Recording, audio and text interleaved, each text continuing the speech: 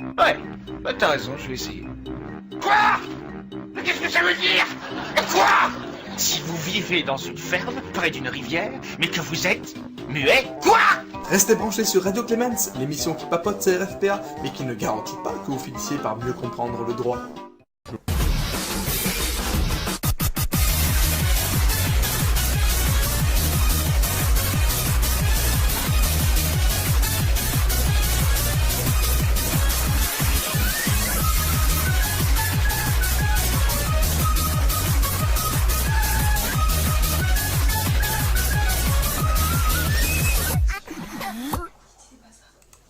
Bonsoir à tous, ici Jimbo pour vous servir sur Radio Clemens.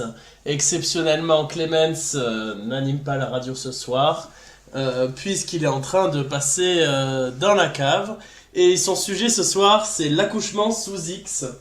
Alors, on va voir ce qu'il va en faire. Tsubasa, d'abord, qu'est-ce que tu penses de ce sujet? De quoi va-t-il parler à ton avis? À mon avis, il va surtout parler l'accouchement sous X sous l'angle de la jurisprudence de la Cour européenne des droits de l'homme et sous les différentes propositions, toutes les différentes propositions qui ont été émises par le droit français. Et puis, j'espère qu'il va parler de la problématique de la conciliation entre les droits fondamentaux de la mère et ceux de l'enfant.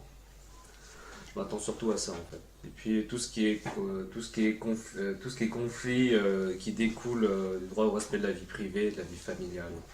C'est aussi tout ce qui est à la quête de l'identité. J'espère qu'il va également soulever toutes les problématiques qui sont relatives à l'anonymat. Voilà.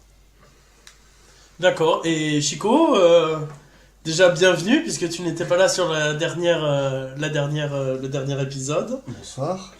Et alors, que penses-tu de ce sujet, Clemens, sur lequel il va passer? C'est un très beau sujet, assurément. Merci. Je remercie chaleureusement celui qui l'a choisi. C'est un très beau sujet, probablement d'actualité. Je pense que c'est un sujet qui restera d'actualité et qui est depuis longtemps d'ailleurs. Il y a sans doute beaucoup de choses à dire parce que chacun le sait, le droit des personnes, le droit de la famille touche de près aux libertés.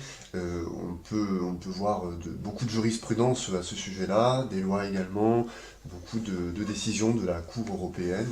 Je pense que c'est un sujet très riche, très intéressant.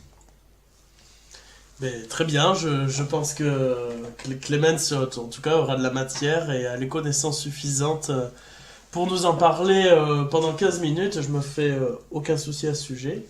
Est-ce que quelqu'un d'autre a une remarque, une piste de réflexion à donner sur le sujet? Bon, on est dans l'attente de ce que Clemens va nous dire, hein. Moi, je pense... alors, je suis pas très calé dans le sujet, mais j'espère aussi qu'il va pas rester forcément dans l'accouchement sous X. C'est comme tu disais, un peu élargir le débat à l'identité, à des notions un peu de culture générale. Moi, des choses qui me sont venues à l'esprit quand j'ai entendu ce sujet en même temps que Clemens, c'est notamment le cas par exemple des mineurs étrangers. Alors c'est pas du tout la même chose, hein, mais des mineurs étrangers qui se retrouvent des fois devant la préfecture ou le conseil général et qui sont recueillis et qui sont hébergés, qui parfois n'ont pas forcément d'identité ou ont des papiers d'identité qui sont des faux, ou encore le cas parfois, et je pense que c'est une question que je vais lui poser, où le parquet trouve parfois des personnes parfois assez âgées, hein, de 12, 13 ans, qui n'ont pas d'état civil, qui n'ont pas été déclarées à l'état civil. Et dans ce cas-là, quelles sont les procédures, qu'est-ce qu'il faut faire pour régulariser la situation de ces personnes qui n'ont pas de filiation, qui n'ont pas d'existence juridique? Donc voilà, bon, quelques petites pistes de réflexion à lui poser, mais en tout cas j'espère qu'il va prendre de la hauteur sur le sujet, qui est, je pense, bon, sans le connaître, très technique. Mais au final, si on a les dates comme il doit les avoir, on en aura fait vite le tour, hein, je pense. Il y a une très belle thèse sur ce sujet, l'enfant sans filiation. Il y a également un article qui ne parle pas vraiment de l'accouchement sous X, mais plutôt de l'enfant privé d'une partie de sa filiation. Un article qui va paraître bientôt dans des mélanges, en l'honneur d'un professeur toulousain. Alors n'en dis pas plus, vous aurez le loisir de le découvrir sous peu. Il s'agit alors je peux le dire, je ne trahis pas un grand secret, il s'agit des mélanges en l'honneur de Madame Nérinck, dont on sait qu'elle s'est beaucoup consacrée au droit de la famille et de la filiation. Pour cette question d'accouchement sous X, je rebondis un petit peu sur cette pratique des parquets. Les magistrats du parquet, les assistants de justice, tout le personnel judiciaire est souvent confronté à cette question, ce problème. C'est que parfois il y a un accouchement sous X, et comme on le sait, la filiation peut être établie également par une reconnaissance, laquelle peut être antérieure à la naissance. Et donc la question se pose de savoir qu'est-ce qu'on fait si la mère choisit d'accoucher sous X, mais que le père a reconnu préalablement l'enfant avant même qu'il soit né. Alors c'est une question très intéressante. Le rôle du parquet, c'est de faire les recherches pour trouver le père, puisque ici, il s'agit à la fois de respecter la volonté de la mère, respecter les droits qui lui sont accordés par la législation en matière d'accouchement. Il s'agit aussi de respecter les droits du père, qui a le droit d'établir ainsi sa filiation, et enfin de respecter les droits de l'enfant, qui bien entendu a le droit d'être élevé par son parent biologique, a fortiori si ce dernier en manifeste la volonté. Par ailleurs, juste peut-être une autre petite piste de réflexion, ce qui me semble très intéressant dans cette question d'accouchement sous X, c'est un petit peu de mettre en concurrence, si j'ose dire, les droits du père et de la mère. On voit qu'ils sont totalement différents. Pour quelle raison? D'abord, la mère, finalement, elle peut refuser d'être mère avec l'accouchement sous X, ou peut-être antérieurement en choisissant de ne pas continuer la grossesse. Mais quant au père, on connaît tous l'action en recherche de paternité. On connaît, et c'en est un petit peu un succès d'année, alors peut-être que la distinction est un petit peu plus subtile, mais tout le monde connaît l'action à fin de subside, qui fait partie des actions relatives à la filiation. Finalement, on pourrait constater la situation suivante.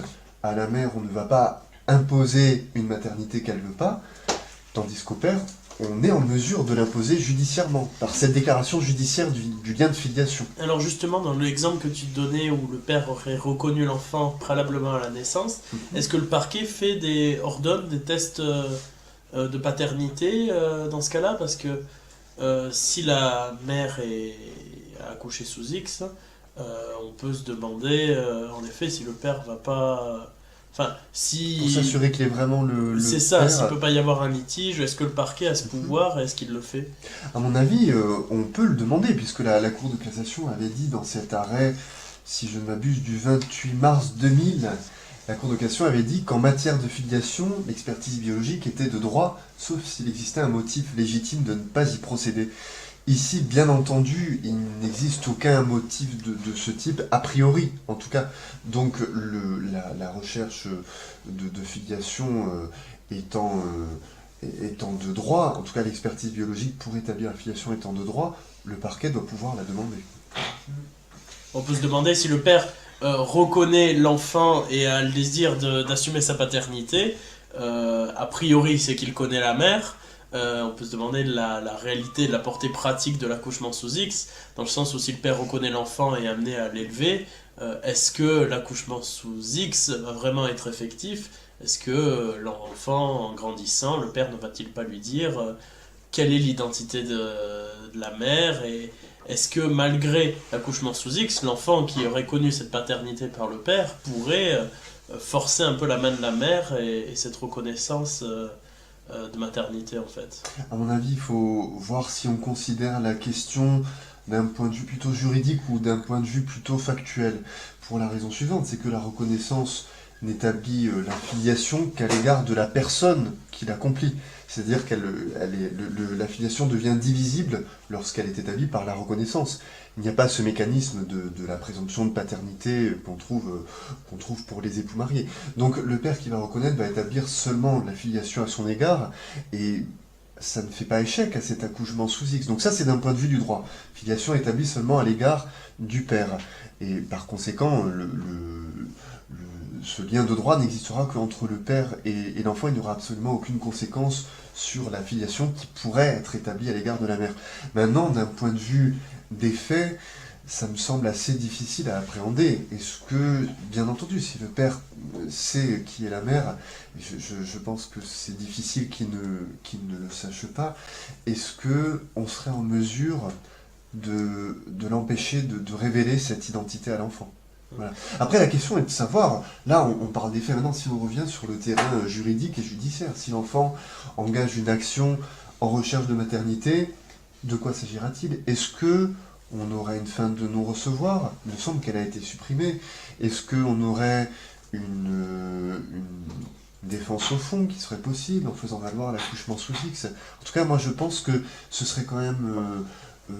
je ne pense pas que ce soit une bonne solution que de dire que pour garantir les droits de la mère qui va accoucher sous X, on va devoir priver le père de ses droits. Finalement, une décision, la décision de la mère de ne pas établir la filiation, tout comme celle du père, pourquoi est-ce qu'elle devrait porter préjudice à la personne qui, elle, veut établir la filiation?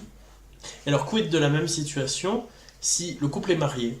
Une mère mariée accouche sous X et le mari l'a reconnue préalablement. Est-ce qu'il n'y a pas un conflit justement avec cette reconnaissance de paternité automatique, enfin de présomption de paternité du fait des liens du mariage et la collusion avec l'accouchement sous X de la mère?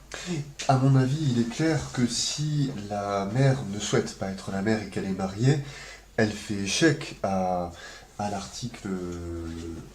À la présomption de... La présomption de paternité de l'article, aidez-moi, peut-être 313, non, 200. Je sais pas. Peu importe pour les numéros des articles, les auditeurs seront indulgents ce soir. Il est évident que si la femme mariée refuse d'être la mère aux yeux de la loi, la règle pater-inceste ne s'applique pas. Maintenant, est-ce qu'il y a vraiment une différence? Lorsqu'on sait que ce mécanisme de la reconnaissance a été introduit dans le mariage, qu'il a été rendu accessible aux couples mariés, d'ailleurs, M. Massip avait dit que la reconnaissance, c'était le cheval de Troie dans le mariage. Il avait beaucoup critiqué cela. On peut se demander, au moins, est-ce que la reconnaissance est utile lorsqu'on est marié, puisqu'on a déjà la présomption de paternité. Pour en venir à ce qu'on dit, je pense que dans ce cas-là, le fait que l'on soit marié ou qu'on ne soit pas marié, je ne suis pas sûr que ça ait vraiment une grande incidence sur cet établissement de la filiation. D'accord. Tsubasa, tes paroles t'inspirent peut-être une autre remarque ou... Oui, alors j'attends en ce moment une éventuelle décision de la Cour européenne des droits de l'homme pour voir est-ce que va-t-elle adopter le même raisonnement qu'elle avait fait en matière d'accouchement sous X pour les enfants qui sont issus d'une PMA. Je m'explique. C'est-à-dire les enfants qui cherchent l'identité du donneur après avoir été issus d'une PMA. Et peut-être plus tard, dans quelques années, issus d'une GPA. Oui, je rebondis sur ce que tu dis. D'une part, on a un article du Code civil, là aussi vous me pardonnerez de ne pas le citer de tête, on a un article du Code civil qui prévoit une fin de non-recevoir à l'action en recherche de paternité lorsque l'enfant est issu d'une PMA. Ça veut dire que l'enfant issu d'une PMA ne pourra jamais établir sa filiation paternelle. Par ailleurs, on a un arrêt de la Chambre criminelle de la Cour de cassation de 2010 qui reconnaît que l'enfant ne pouvant établir sa filiation paternelle en raison de l'inceste absolu par lequel il est né, cet enfant, on lui reconnaît la possibilité d'agir au civil contre son père. Oui, j'ai vu cette décision. Voilà, donc on lui permet d'agir au civil parce qu'il y a un préjudice du fait de ne pas avoir pu établir sa filiation. Ça veut dire qu'à partir du moment... Et là, vous voyez très bien que ici, c'est un établissement de la filiation qui est impossible du fait de la loi. C'est le Code civil, ce n'est pas du tout factuel ou arbitraire, c'est le Code civil qui prévoit que si l'enfant est issu d'un inceste absolu, on ne pourrait pas établir la filiation. Et c'est la Cour de cassation qui dit que cela peut donner lieu à une action en responsabilité, que l'enfant peut demander des dommages et intérêts. Bien entendu, je vous renvoie à cet article qui en parlera beaucoup mieux que je ne saurais le faire.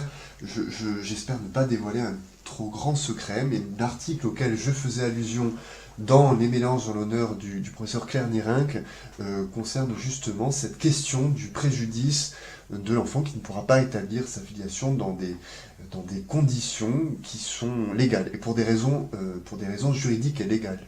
Oui. c'est un préjudice unique en son genre, parce que il n'existe pas d'autres préjudices de même nature. C'est vraiment assez spécifique, ouais, cette situation. Bon, eh bien, est-ce que quelqu'un d'autre a des remarques à présenter? Sinon, je crois qu'on va faire remonter Clemens pour l'entendre sur ce sujet et peut-être nous faire entendre des choses inédites. Donc, ben, on va faire remonter Clemens. À tout de suite. La paix est nulle, mais le boulot est chiant. Et tu veux quand même devenir avocat? Fais ça bien et écoute Radio Clemens. Alors, qu'est-ce que t'en dis? Hein? Vous êtes sur Radio Clemens, la radio qui papote CRFPA. Eh garçon, je savais qu'à la campagne, il y avait de belles femmes et de beaux rideaux. Juriste de mauvais goût, vous êtes aussi chez vous.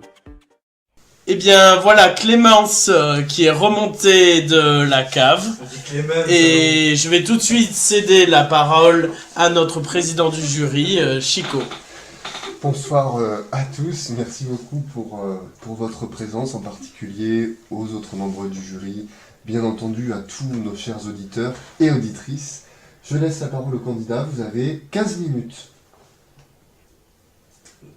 Monsieur le Président du jury, messieurs les membres du jury, je vous remercie.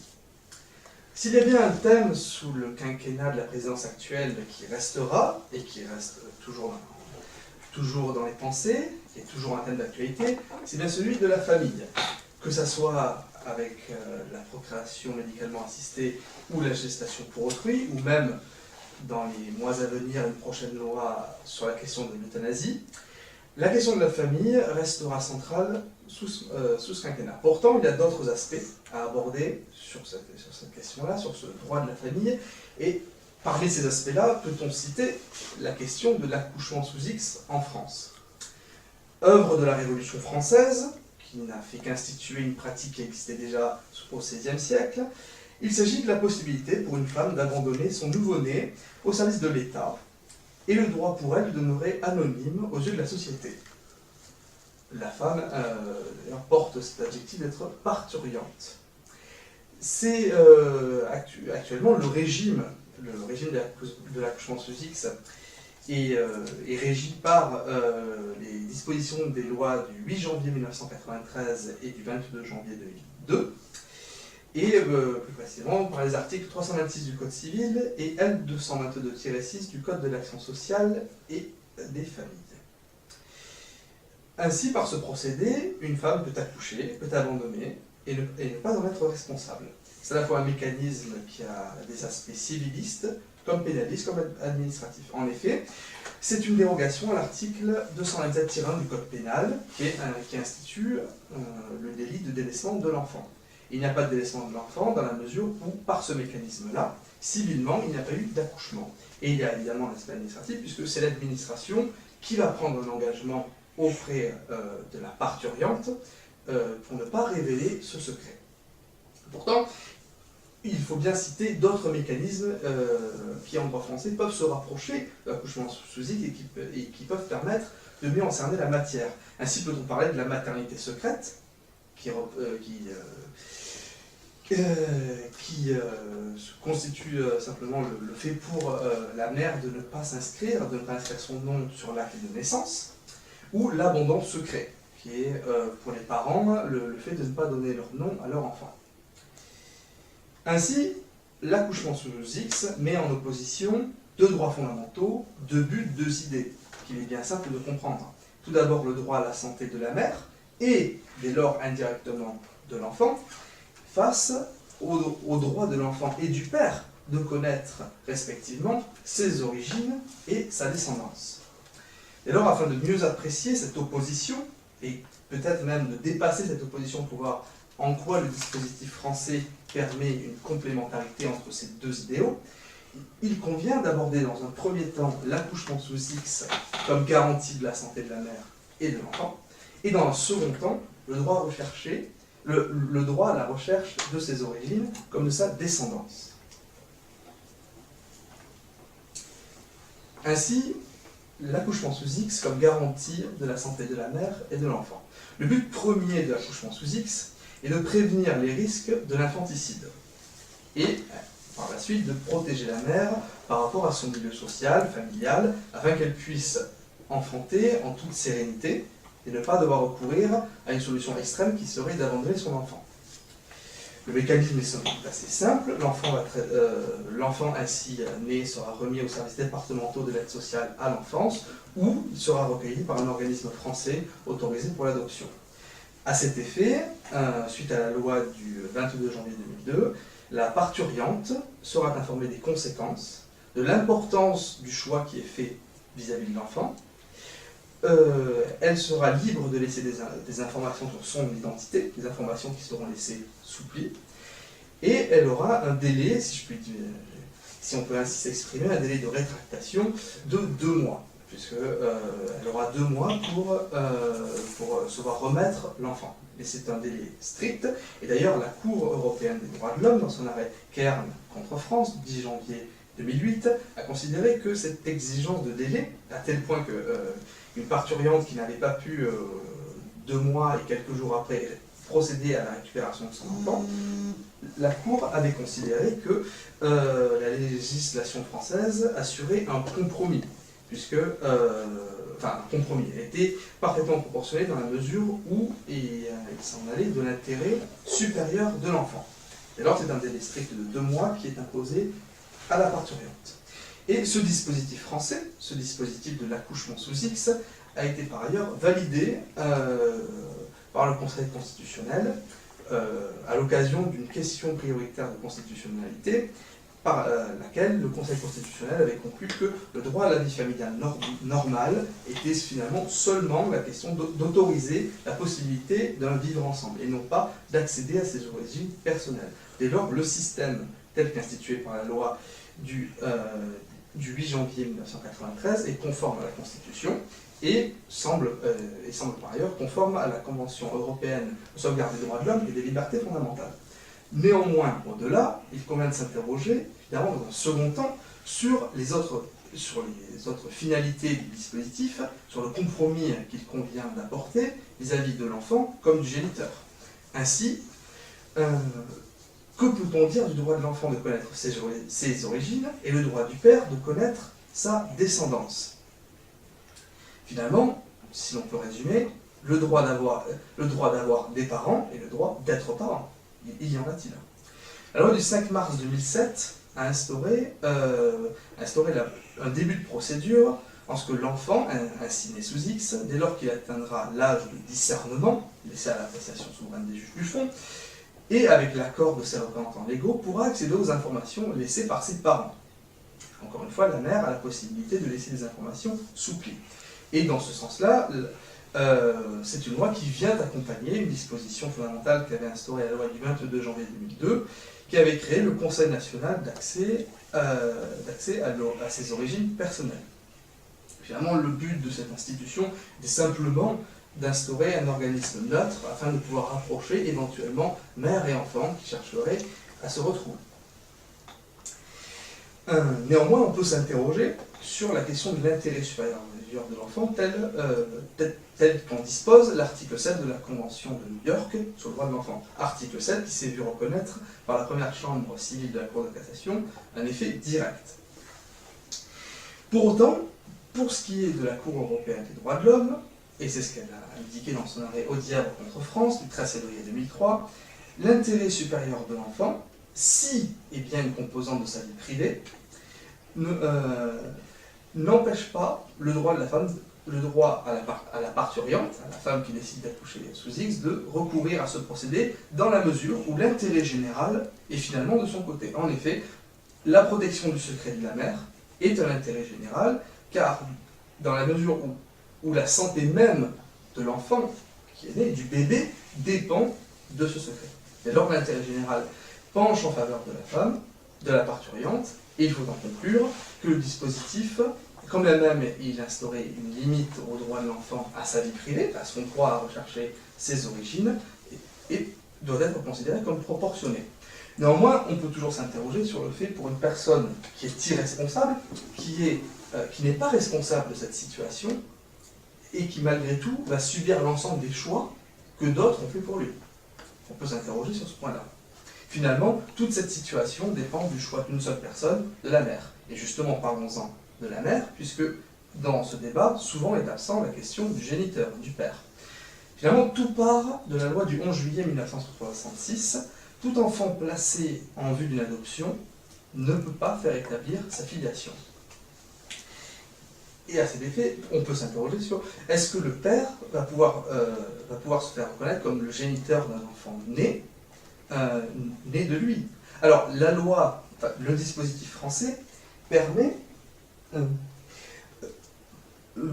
permet toujours dans les 2 mois, les mêmes 2 mois qui régissent la rétractation de la parturiente, le père peut agir dans les 2 mois pour faire reconnaître son droit de paternité, sa filiation, auprès de l'enfant. Le problème, c'est que dans les 2 mois, dans la mesure où c'est un accouchement sous X, il est délicat d'avoir une date d'accouchement, d'avoir un lieu d'accouchement, avoir autant d'informations qui permettent de pouvoir pleinement profiter d'un délai qui, en plus de rappeler 2 mois, c'est un délai strictement administratif, et donc évidemment ça part très vite, et dans cette mesure, il convient d'avoir des informations essentiellement sur le point de départ de ce délai. Or, en la matière, on comprend bien, c'est évident, que le père aura bien du mal à cerner à quel moment le délai pourra partir.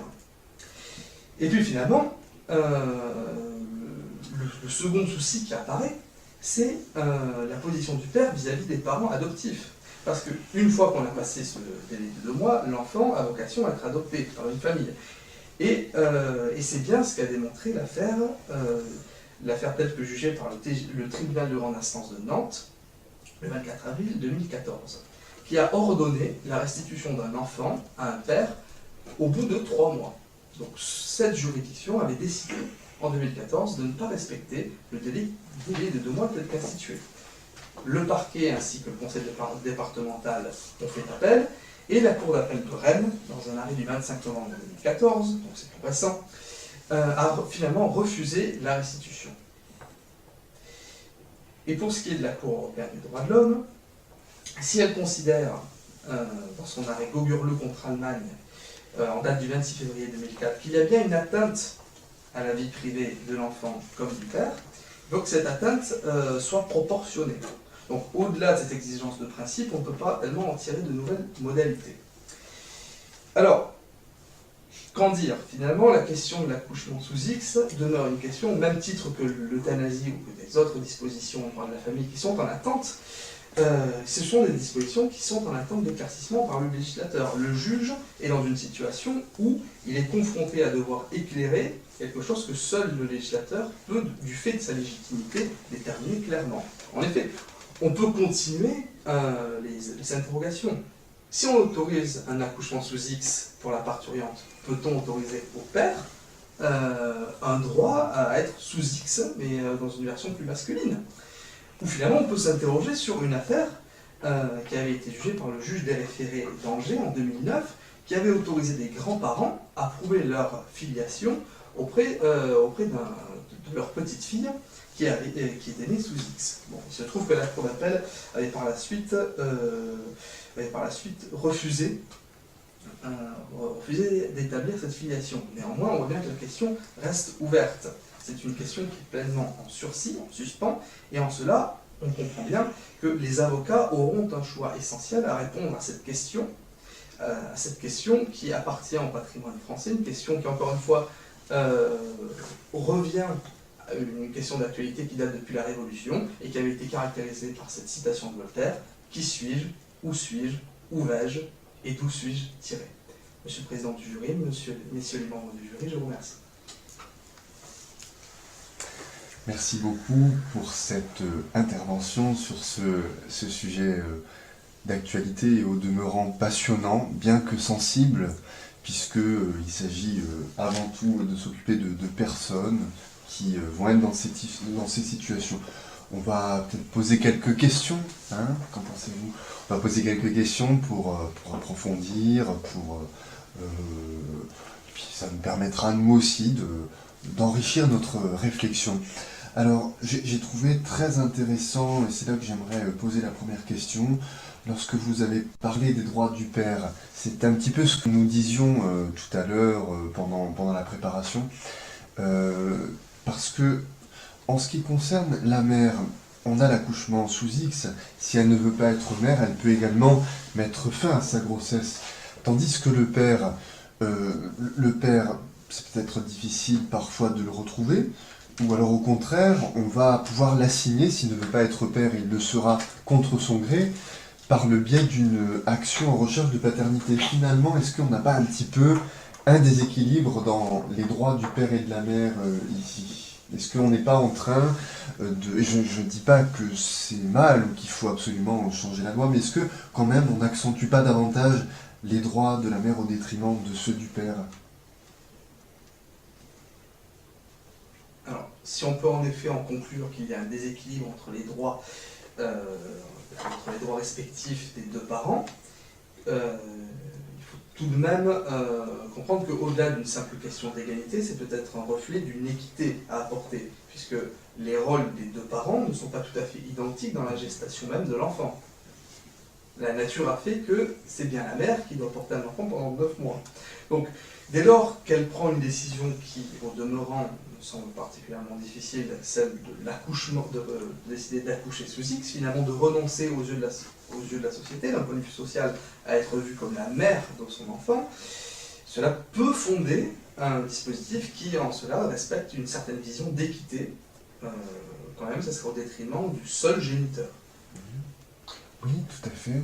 Est-ce que quelqu'un aurait une autre question? Oui, alors je voudrais poser quelques questions.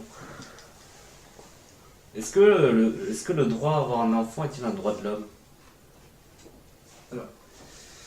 Dans la mesure où avoir un droit à quelque chose se rapporte essentiellement à avoir un droit à une chose, et que je ne considère pas que l'être humain soit une chose, je répondrai que non. Néanmoins, le droit à l'enfant peut se rapporter à une autre idée, qui est celle du droit à la santé. Et c'est en cela que la procréation médicalement assistée, telle que toujours instituée par le législateur, est un droit qui est simplement pour des parents qui seraient aptes à avoir des enfants, mais dont la santé actuelle ne permet pas, c'est-à-dire ils seraient inféconds, de pouvoir avoir un enfant. C'est simplement dans un aspect de droit à la santé. Il n'y a pas de droit à avoir un enfant, il n'y a pas de droit à avoir un être humain.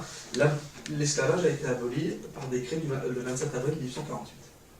Oui, je partage votre avis lorsque vous dites qu'il n'y a pas de droit à l'enfant. Cependant, est-ce qu'on ne pourrait pas dire qu'il n'y a pas de droit à l'enfant, mais qu'à partir du moment où on est parent, où on a mis un enfant au monde, il y a un droit à faire consacrer juridiquement ce lien de filiation?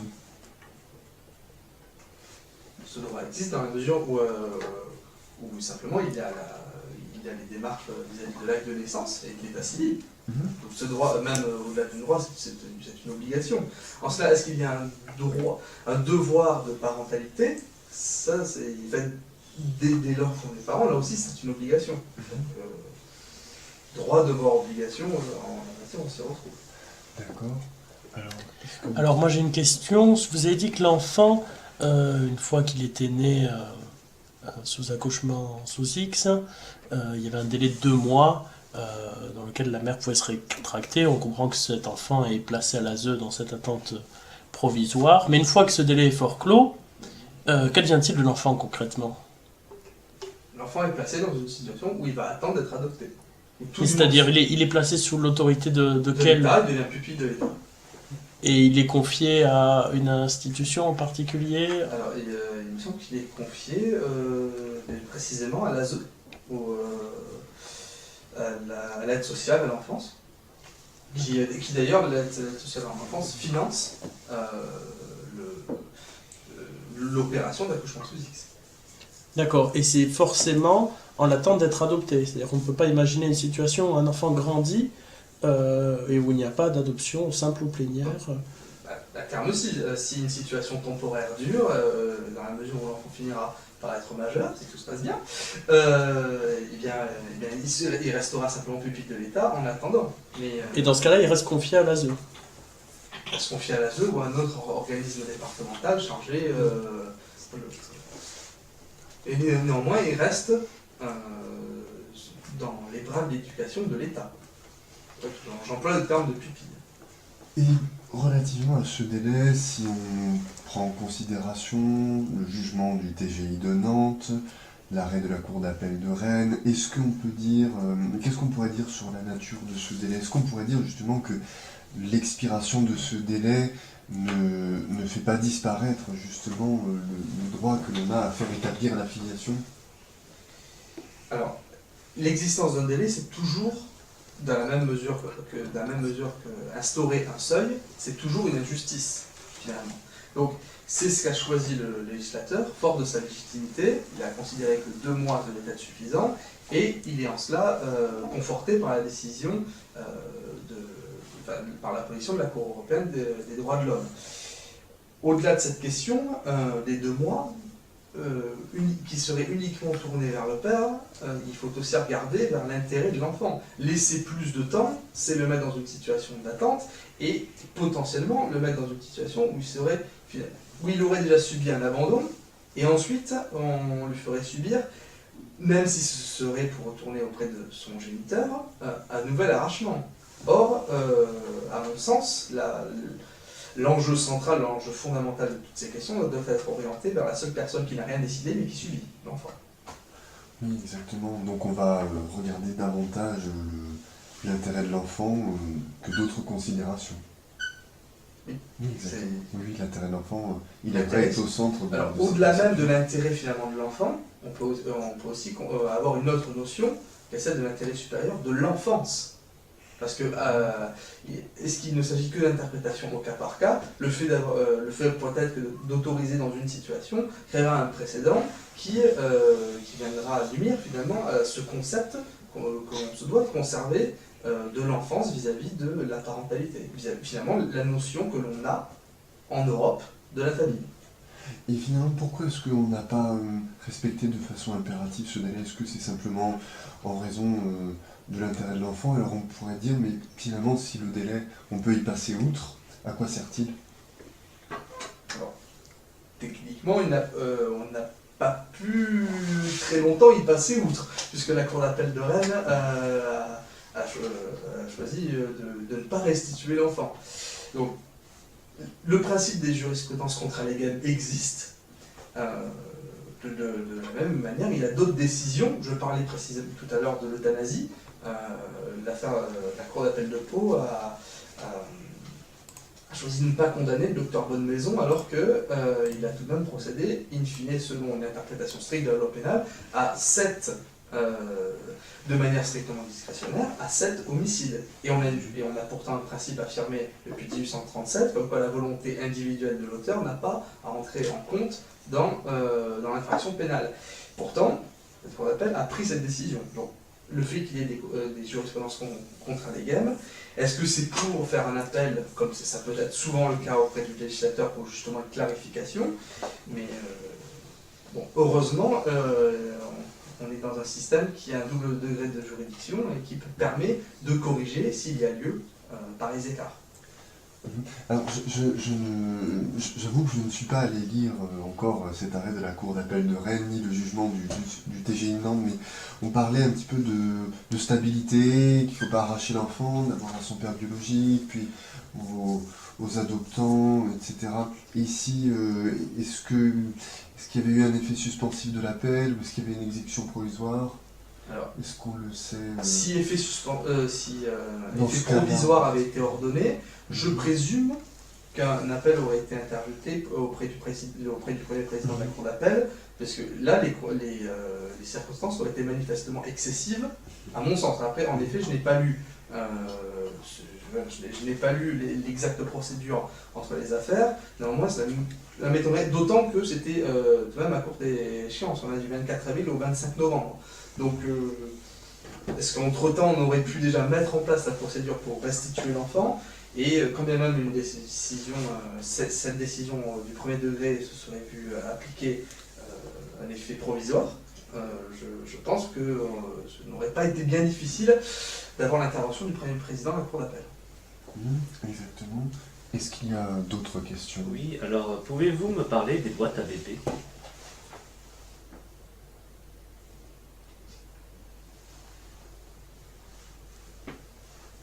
Alors, est-ce qu'on peut préciser peut-être un peu la question pour savoir de quoi il s'agit?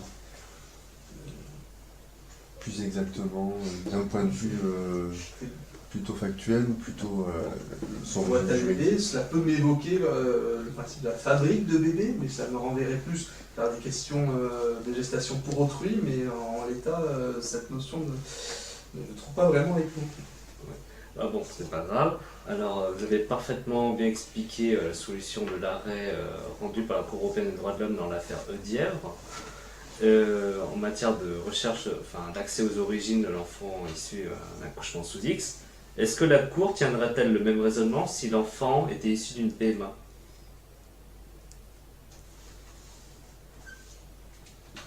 Dans l'arrêt Audièvre contre France, la Cour européenne se fonde essentiellement sur une question d'intérêt général.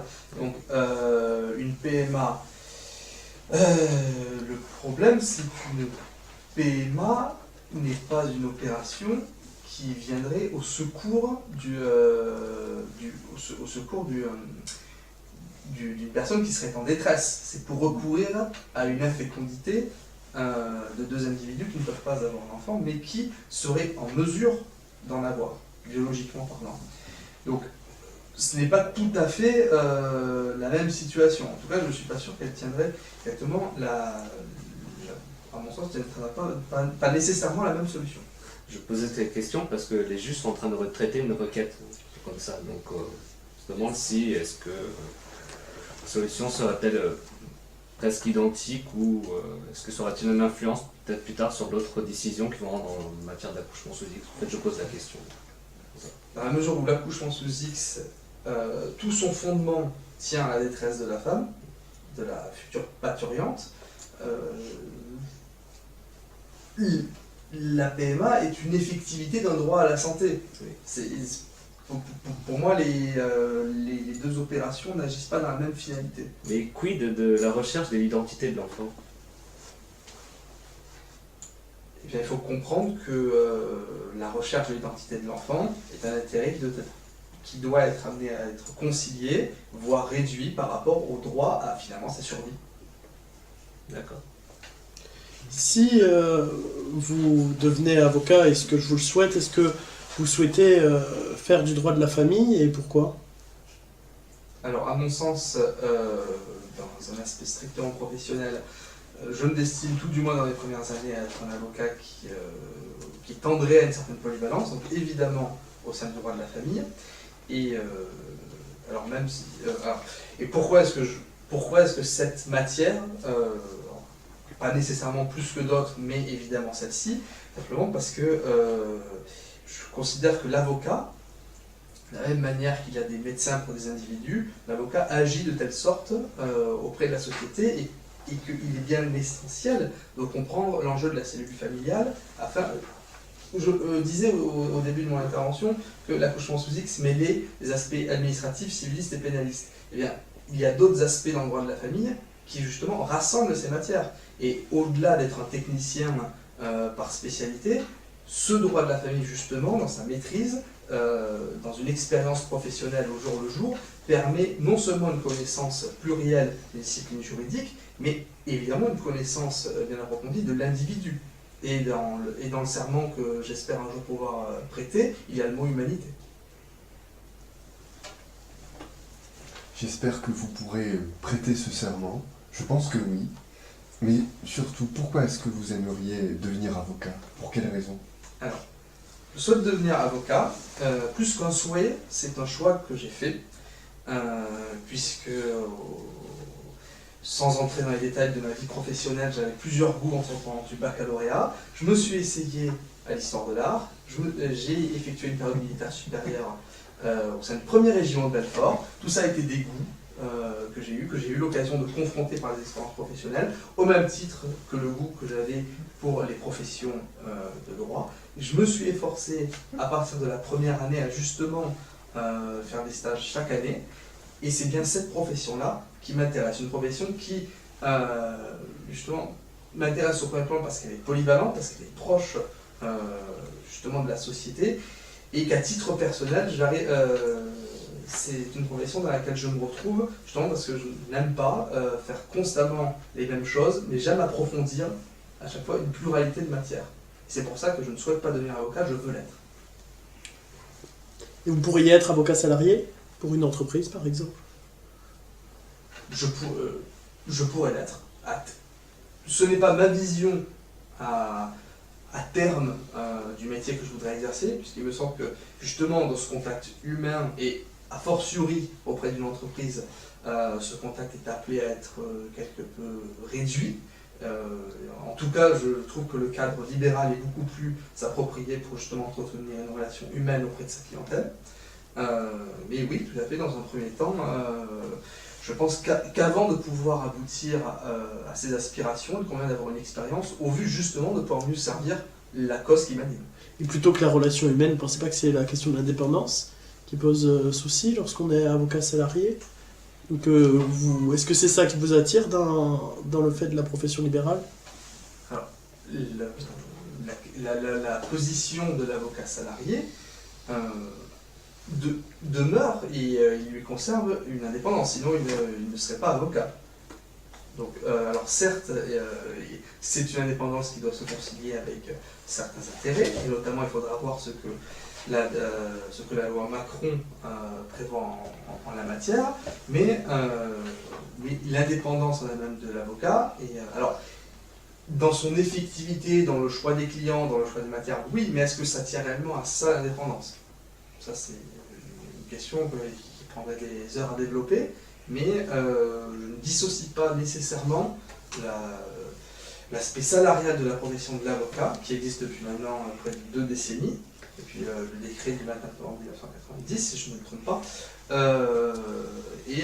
avec la question qui fait le cœur de son métier, qui fait de lui un avocat et non pas un simple conseil juridique, qu'est l'indépendance.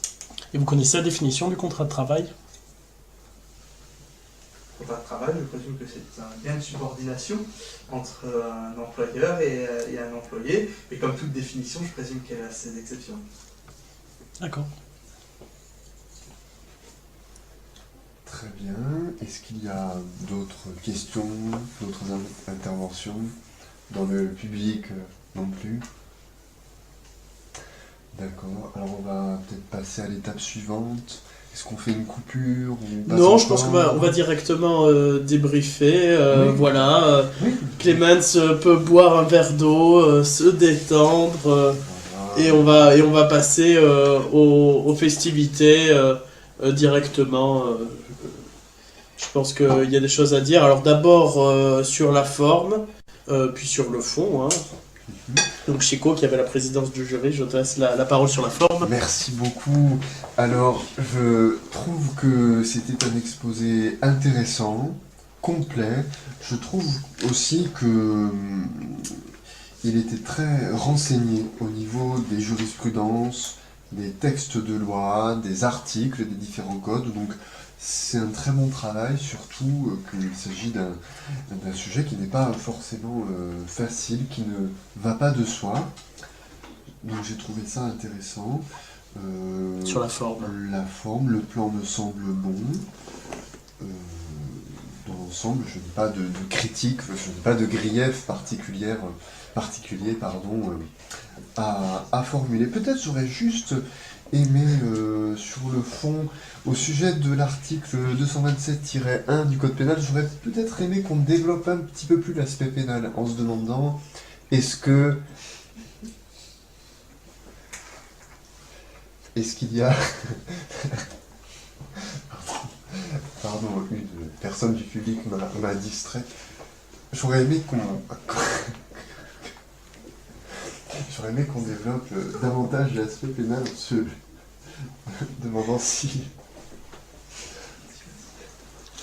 Bon, on va laisser Chico reprendre ses esprits. Je reprends mes esprits. Une personne du jury, du public m'a distrait en me faisant signe.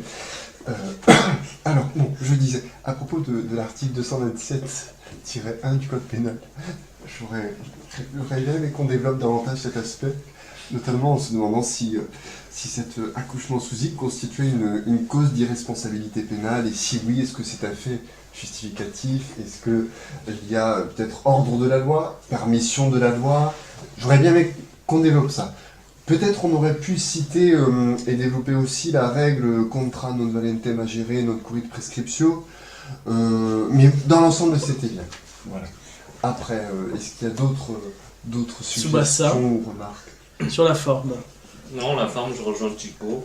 Je suis vraiment, vraiment rien à dire. C'était fluide, c'était agréable à entendre.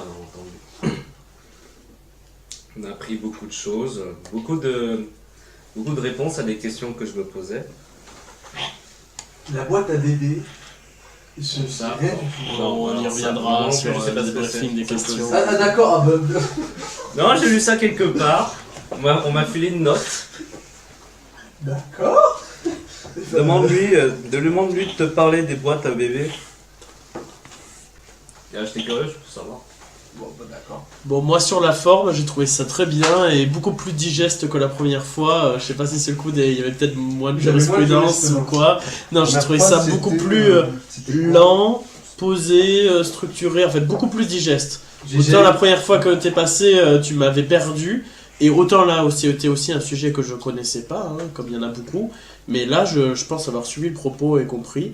J'ai juste trouvé que l'introduction un peu faible, enfin je sais pas, j'ai trouvé qu'il y avait au niveau oral, hein, peut-être pas sur le fond, mais sur la diction, ça piétinait un petit peu, ça avait peut-être un peu plus de tonus à l'introduction, mais ça c'est moi personnellement. Il y a une fois, il y a juste une expression qui m'a interpellé sur parler de délai, t'as dit ça fait un peu court, ou je sais pas, un petit truc un petit peu familier, genre 2 mois c'est un peu trop juste, C'est ou des droits, ça quelque fait chose- administratif. J'ai précisé Oui, parce t'as que, dit ça. parce que dans les Oui. délais administratifs c'est toujours 2 mois, et donc associer ça à la... Ah non, c'était pas ça, non, c'était vraiment l'expression ça fait un peu court, ou c'est trop court, enfin peut-être quelque chose dans ce goût-là qui me semblait familier, mais sinon sur l'ensemble c'était très bon et surtout très Ouais, digeste. tu as tenu environ 13 minutes. Ce qui est correct. J'ai essayé d'être plus lent, plus posé. Oui. Sur le fond, autant sur l'exposé, sur les questions, est-ce que vous avez des remarques, des éclaircissements sur les questions posées Sachant que peut-être? je n'ai pratiquement jamais fait du droit de la famille. Hein, donc. C'est vrai? Ah, alors c'était bien quand même. Non, parce que tu as dit, tu as tout dit en matière de tout ce qui est jurisprudence européenne de droit de l'homme. Oui, mais ça c'est pas grand chose de quand tu Bien sûr, mais je ne disons connais que pas c'est- le principe Oui, qui quand fait même. que blême. Je n'ai pas fait de master en droit de la famille, j'ai fait ma 3e année en Allemagne, donc je sais plus. Parce qu'en licence 3 il y a des cours sur le droit de la famille, je sais pas. Régime matrimonial. En première année peut-être? Libéralité. Et en première année? Ouais, le divorce. Ah oui, Ouais, il y a le mariage. La filiation, première la année. filiation. Euh, L'autorité parentale et la filiation, Je me souviens la première année. En première année, bon. Oui, bon. Première année, j'ai été Ça a encore changé depuis innocent. peut-être. Oui, mais il faut bien réaliser tout le programme depuis la première année. Bon, c'est pas une critique, parce que justement, pour quelqu'un qui se prétend profane au droit de la famille, c'était bien. C'était bien. Pour les questions, j'ai trouvé que les réponses étaient claires et satisfaisantes. Alors on va peut-être éclaircir cette question de boîte à bébé, Tsubasa, si tu veux nous dire de Alors quoi il j'ai y a... reçu une seconde Oui, note. qu'est-ce que ça, c'est ça va, ça J'ai ces reçu boîtes à bébé une seconde note. Alors c'est écrit dans les pays où l'accouchement sous X n'existe pas, il y a des boîtes dans lesquelles on dépose les enfants qu'on décide d'abandonner. C'est le cas en Ah oui, Suisse, ça je existait crois. autrefois en France. Hein. Bon, après la pratique Ça romaine, existait autrefois en il y avait une France. pratique romaine hein, qui était. Oui, sauf que Il ça, y a Toulouse oui, mais ça notamment, suppose hein. que l'accouchement ne soit pas fait dans un cadre du coup médical. Bien sûr. Oui mais ça ensemble un peu. Parce qu'on met dans une boîte hein, bébé. Oui, mais oui, c'est-à-dire que dans l'accouchement sous X, c'est d'une administration à une administration. C'est pas de la grange au conseil départemental. Peut-être que ça existe toujours, je peux, parce qu'il y a des accouchements qui se font tous les jours. Oui, ça doit exister encore. Tous les jours sans péridurale, à l'ancienne, et il doit bien y avoir un certain nombre qui finissent quand même à la zone, malheureusement. Alors, sur la question que j'avais posée, alors il me semble là, à vérifier, c'est une intuition que j'ai, mais qu'il n'y a pas forcément d'adoption, c'est même assez difficile à l'heure actuelle de trouver des familles adoptantes. Bon, c'est extrêmement plus facile pour les nourrissons, mais souvent il y a des familles d'accueil qui ne sont pas adoptantes, qui souvent d'ailleurs finissent par adopter simplement ou plénièrement l'enfant après des années d'accueil, mais pour les enfants les plus jeunes, on va privilégier un C'est ça, hébergement en ça. famille d'accueil. T'as ça là que j'ai. auxquels je pensais mais que je n'ai pas évoqué. Donc c'est voilà, les nourrissons ne restent en général pas toute leur vie à la charge de l'ASE, enfin en tout cas dans un établissement public de l'ASE.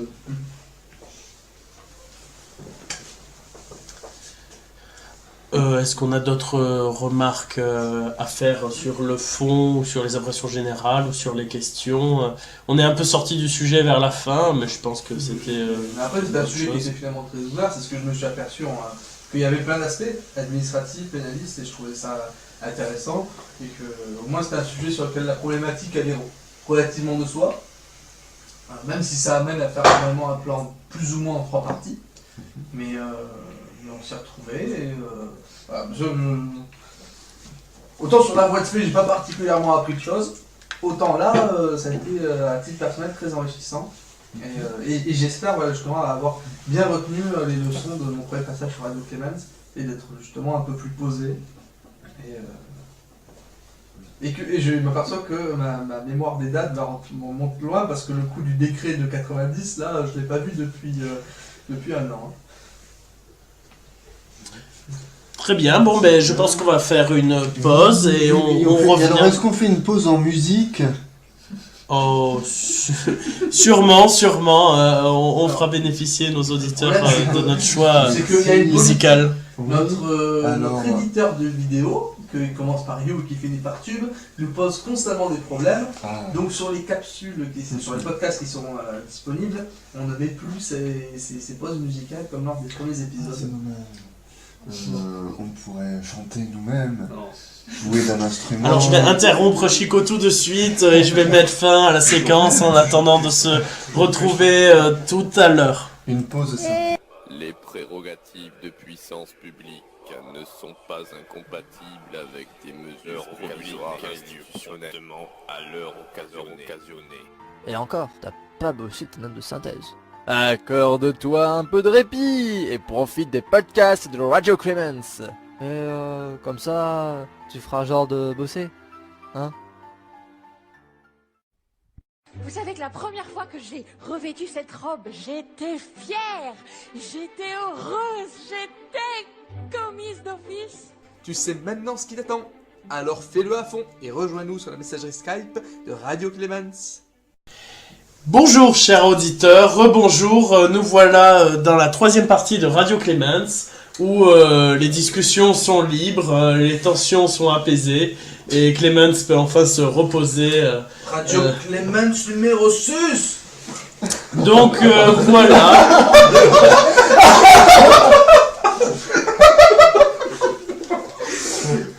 De quoi, c'est classe. Et il y en aura bientôt autant que de Fast and Furious, on peut être fier. Donc, comment se passe votre vie juridique en ce moment? Eh bien, grâce au conseil de Jimbo en note de synthèse, et notamment sur cette histoire d'intraplan, c'est-à-dire de faire des petits 1, des petits 2 dans les sous-parties, et bien me voilà titulaire de 13,5. Merci beaucoup Jimbo.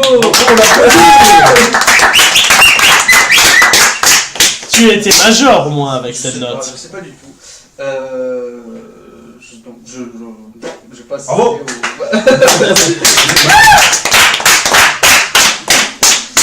Mon voisin va me tuer. Bon, c'est pas grave. Et sinon, à part ça...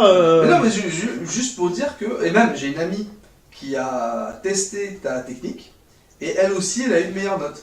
Donc, ça se tente. Bah, vraiment, alors après, j'ai cru comprendre que selon les IOJ, ça plaisait pas, les mini trucs.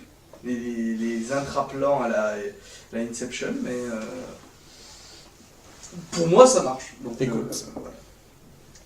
Et tout bas de ça, comment ça se passe pour toi?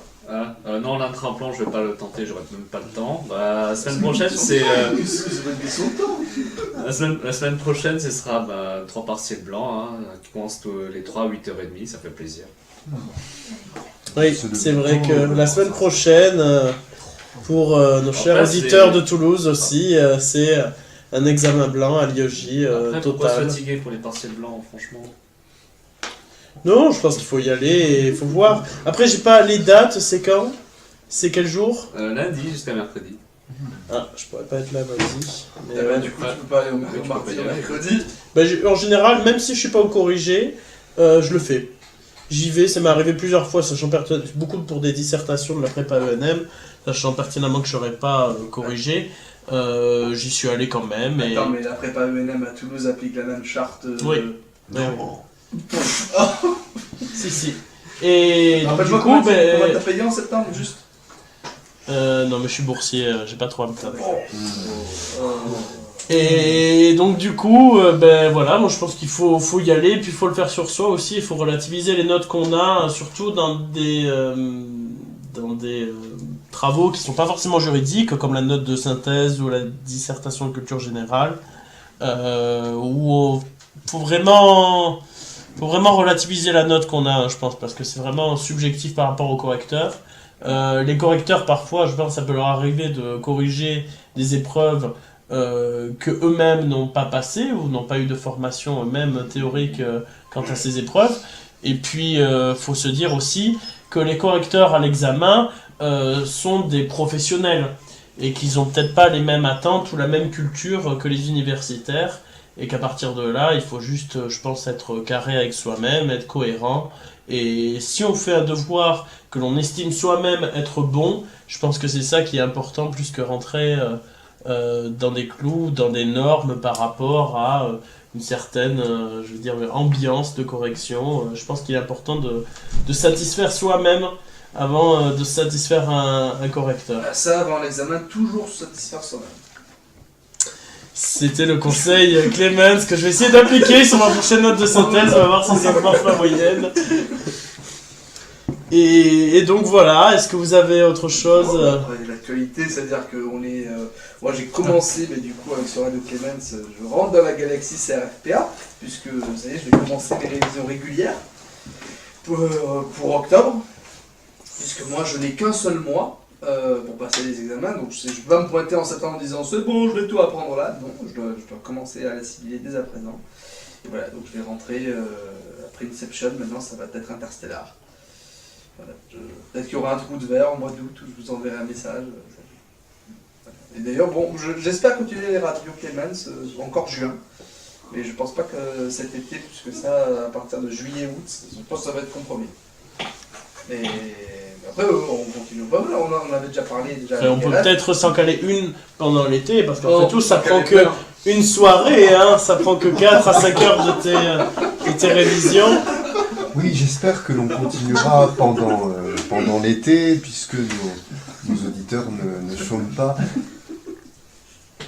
Oui, et tout le monde continue à réviser, même pendant l'été. Le souci, c'est que je ne travaille pas sur Toulouse, et en mois d'août, je serai sur une prépa à Paris. En juillet, je suis organisateur d'un événement qui dure près d'une semaine, donc à voir, je ferai ce que je peux pour... Voilà. Non, mais c'est-à-dire que c'est moi qui ai les clés du studio. Et quand je dis studio, j'ai les clés de chez moi, tant mieux. Bon. Voilà, donc après vous pouvez prendre les clés chez la concierge et faire un Radio Clemens comme ça. Maintenant que le Jimbo, tu sais te servir de logiciel. Humblement, ouais. Bon. Est-ce que tu as un nouveau livre à nous présenter dans la chronique Jimbo? Alors comme nos éditeurs le savent déjà, à chaque séance j'essaye de présenter un ouvrage qui n'est pas un ouvrage universitaire, qui est plutôt quelque chose de l'ordre de la culture générale, pour élargir le champ de la culture juridique et judiciaire. Alors cette fois-ci, je déroge un petit peu à cette règle.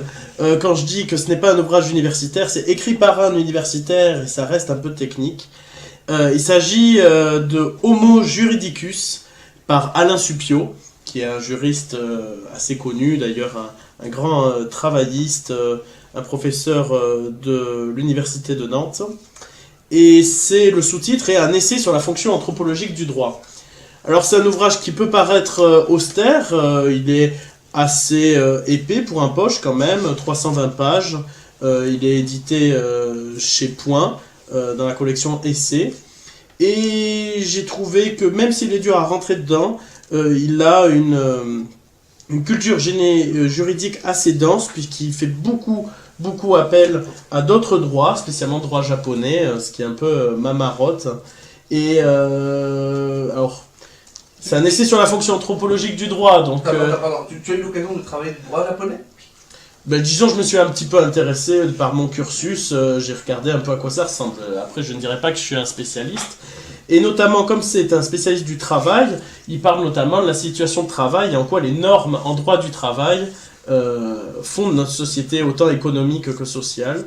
Donc voilà, c'est un ouvrage que je recommande, surtout pour peut-être approfondir des notions au niveau du droit civil et surtout du contractuel. C'est vrai qu'on est face aujourd'hui à une doctrine du tout contractuel, voire même qui dit contractuel dit juste, et lui remet un peu en perspective cette chose et un peu, j'ai l'impression, minimise un peu la puissance du droit des contrats et dit, comme c'est connu déjà en féminisme, que tout cela est socialement construit. Enfin bref, quelque chose d'assez fulgurant, d'assez intelligent. Et voilà, je vous conseille de la lecture à tous les gens qui ont quelques journées à perdre là-dessus. Alain Suppiot, Homo Juridicus, essai sur la fonction anthropologique du droit. Et je certifie la qualité de cette chronique, puisque je continue à lire le précédent livre que tu nous as recommandé. Ah, l'anti-manuel de droit, voilà, oui, d'Emmanuel Pierrat. Très très très sympa. Et oui. Tout plein d'humour, et voilà, on apprend... on apprend des choses quand même, hein. Il y a des choses que l'on sait, bien sûr, ça s'adresse à des néophytes, mais des fois on apprend des choses. Mais ça fait du bien, notamment dans le cadre des révisions du grand oral, parce que ce qu'on peut considérer comme c'est acquis, dans le c'est acquis, il y a quand même des notions de base qu'il est toujours bon de revoir, hein, parce que ma première année, elle est loin. Hein. Donc ce genre d'ouvrage, comment tu les trouves? Parce que celui-là a pas l'air quand même il date de quand? Oh ben, ça je faut que je regarde l'ISBN. 2009, c'est un livre de 2009. Après comment je les trouve, j'aime bien lire, et puis des fois...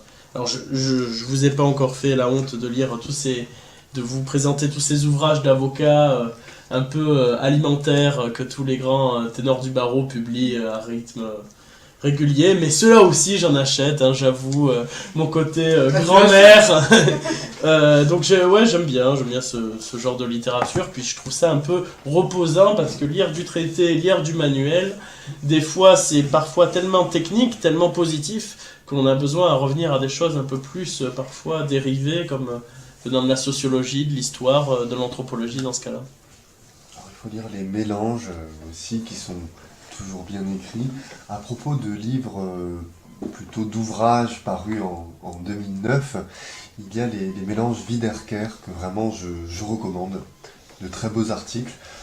En particulier, j'en citerai un, puisqu'on ne va pas tous les évoquer, mais bien entendu, il y a cet article qui s'appelle « Les métamorphoses de l'exécution provisoire » du professeur Perrault, qui nous a quittés il y a quelques mois, qui était un très grand juriste, en particulier dans le domaine de la procédure. C'est un article dans ce mélange qui a un style très pétillant, j'ai envie de dire, très dynamique. Un régal à lire, une très belle analyse sur le fond et une forme absolument agréable et sympathique. Merci pour ce conseil éclairé de lecture. Surtout sur une thématique, l'exécution provisoire, assez technique et assez austère en procédure. Hein. Et on l'a vu ce soir, il y avait une question sur l'exécution provisoire. Tout à fait. Mais c'est souvent ça qui renverse, qui crée des difficultés procédurales. J'ai révisé particulièrement en procédure civile, et je savais qu'il y avait... j'ai eu à écrire justement